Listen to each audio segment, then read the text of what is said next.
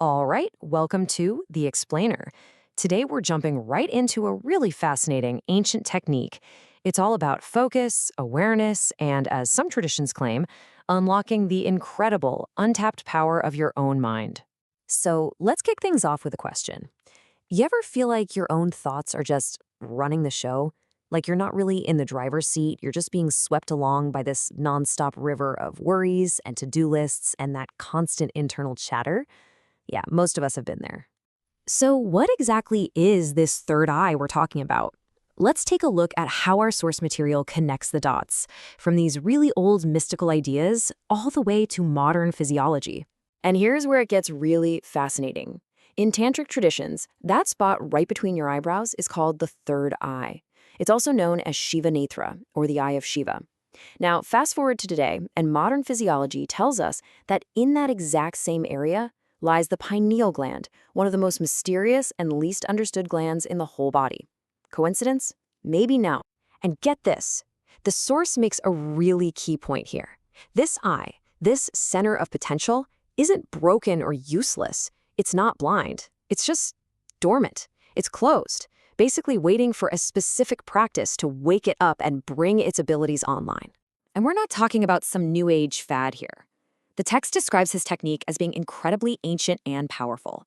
It even suggests that this was the exact technique given to the famous Greek philosopher Pythagoras, and that he used it to become the fountainhead for all of Western mysticism. That's a pretty bold claim. Okay, so that all sounds pretty epic, right?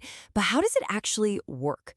How do you even begin to open this third eye? And what's the very first thing that you can expect to happen when you start trying? The actual technique is, on the surface, incredibly simple. All you do is close your physical eyes. Then, with your eyes closed, you direct your focus, your internal gaze, to that single point right between your eyebrows. And you just hold it there until your eyes feel almost, magnetically stuck in that position. And according to the text, this spot is, it's special. It says that, unlike trying to focus on, say, your big toe or your elbow, this spot actively pulls your attention towards it.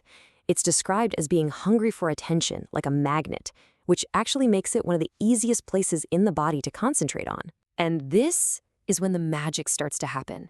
This is the first big shift. Once your attention gets locked in on that point, something profound changes. You stop identifying with your thoughts. Instead, you just start observing them. You become this detached witness, just watching your thoughts drift by, almost like they're clouds passing in the sky. So let's break that down because it's a huge deal. You go from saying, I am angry to, oh, look, I'm watching a feeling of anger pass by. You see that tiny gap? That distance changes everything. An emotion that you just watch, instead of becoming, suddenly loses all its power over you. It can come and it can go, but you stay right there in the center, just watching. But, okay, just watching your thoughts? That's just the beginning. That's step one. The technique then claims to unlock something way deeper, a much more active and creative power that goes way beyond just passive observation. So to get to this next level, we've got to talk about a concept called prana. The source text is very clear. Prana isn't the air you breathe. It's the vitality, the life energy that the air carries. Think of it like this. Air is the delivery trick, but prana is the actual package, the essential stuff inside. And this right here is the central claim. The big idea. Once you're centered at the third eye and you can start to feel this prana, your imagination is no longer just idle daydreaming. It becomes potent. It gains the power, supposedly, to directly influence your reality. The source says this is basically the secret sauce behind all hypnotism. A hypnotist focuses your attention and then their imagined suggestions become real for you. But that also brings up a really, really important warning. If this power is real, your thoughts become incredibly important. An impure or negative thought isn't just a fleeting idea anymore. It could become genuinely dangerous, not only to others, but to yourself. So where is all this heading? If this power is so real and so significant, what's the end game? What is the ultimate purpose of this whole practice?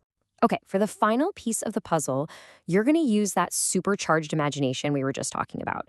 The instruction is to imagine that prana, that breath essence, flowing up and completely filling your head, with a special focus right at the very top, at your crown. And this all builds to an experience the text calls a shower of light. It's described as this incredibly refreshing, totally rejuvenating inner event. It's like a moment of inner rebirth, where you're just washed clean by this concentrated internal light energy. And what this experience really drives home is a pretty mind-bending idea. When your mind is truly centered at that third eye point, the line between what you can dream and what you can make real, it starts to get blurry. It starts to dissolve. Imagination and creation become two sides of the very same coin. So, we're going to leave you with that to chew on. This source text is proposing a pretty radical idea about the power that's just waiting to be unlocked inside our own minds. And if any of it is true, if your inner world truly has the power to shape your outer world, then the question isn't just, can I do it? The real question is, what would you create?